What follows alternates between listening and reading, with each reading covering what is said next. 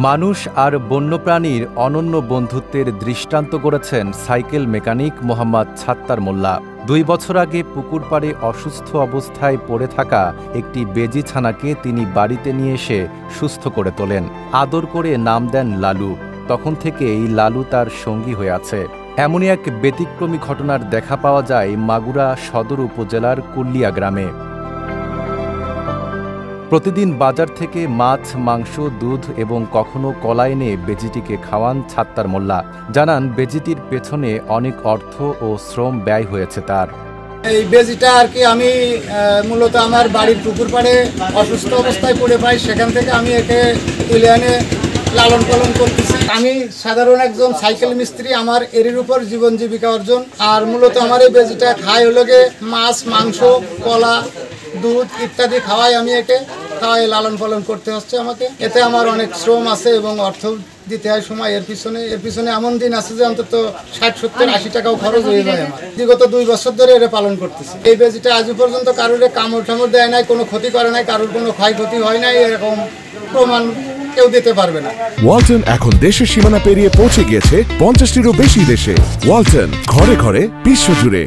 স্থানীয় বাসিন্দারা জানান বেজিটি কারো ক্ষতি করে না, নাম ধরে ডাক দিলেই চলে আসে। অদ্ভুত এই দৃশ্য স্থানীয়দের কাছে বেশ উপভোগ্য হয়ে উঠেছে।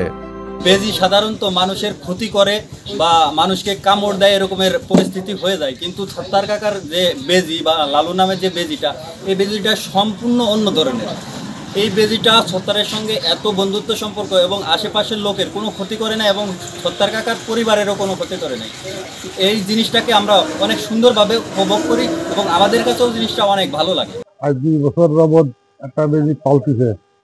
এই বেজিটা ছেড়ে দিলি ডাক দিলি চলে আসে, আবার খাবার খেয়ে ঘুরে বেড়ায়, আবার এই জায়গায় আসে। ছত্তার বা একটি বেজি পুষছে, সে বেজিটি খুব সিনিয়র, ওনার সাথে বন্ধুত্বই এবং এই জিনিসটা আমরা আগে কখনো দেখি নাই।